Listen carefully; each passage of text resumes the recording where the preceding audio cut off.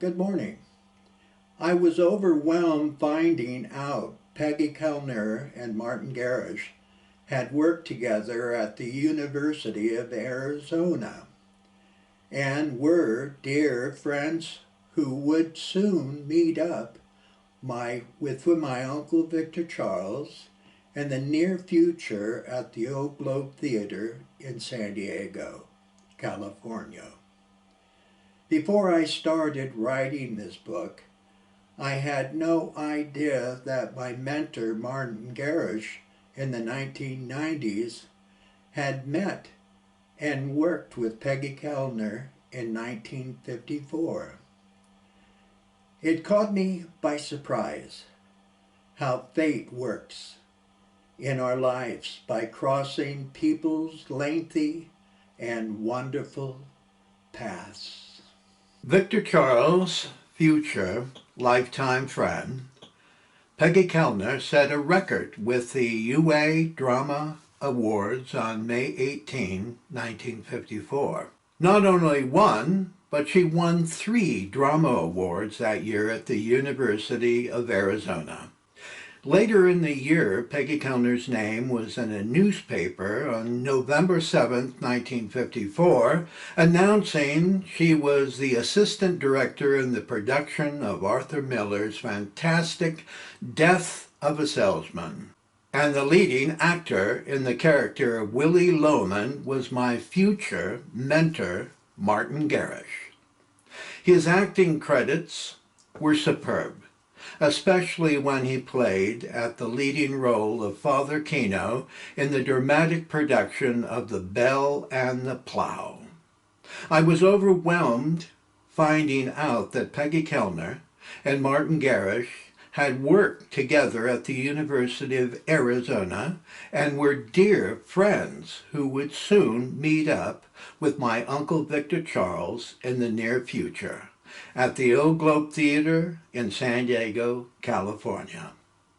Before I started writing this book, I had no idea that my mentor Martin Gerrish in the 1990s had met and worked with Peggy Kellner in 1954. It caught me by surprise how fate works in our lives by crossing people's paths. I will now add Martin Gerrish in this story of Victor Charles's life. In 2007, I wrote my book about my theater experiences titled The Manhattan Playhouse, Beyond the Odds, describing the many plays I had acted in and directed throughout my career there. This is what I wrote about Martin Gerrish when I first met him. My first introduction to Martin took place in 1990, when I stopped over at the Grove Playhouse, where he had just established within the last year. I was told by other actors within San Diego that he was the one director you wanted to work with. Once informed and seeking to learn from the best, I opened the front doors to the theater and entered into the foyer.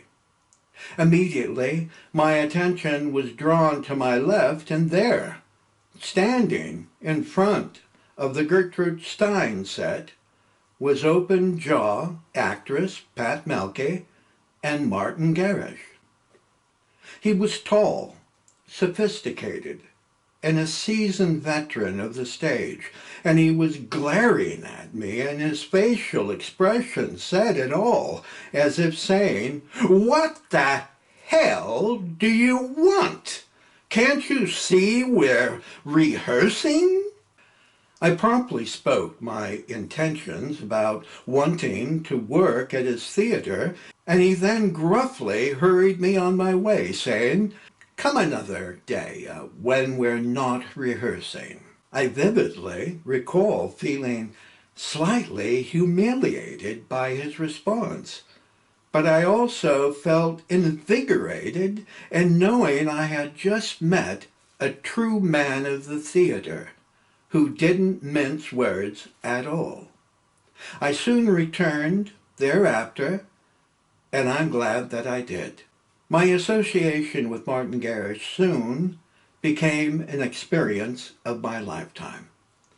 Before Victor Charles met his future agent in Hollywood, Jerry Rosen had sued a Broadway comedian over a World Series bet. Rosen was smart and streetwise, and he knew what paths to take in swampy Hollywood. On March 17, 1954, Jerry Rosen had a heart attack, but he luckily survived to meet young Victor Charles later in the early 1960s. I have introduced a number of important individuals in Victor Charles' life who soon became his friends and creative allies.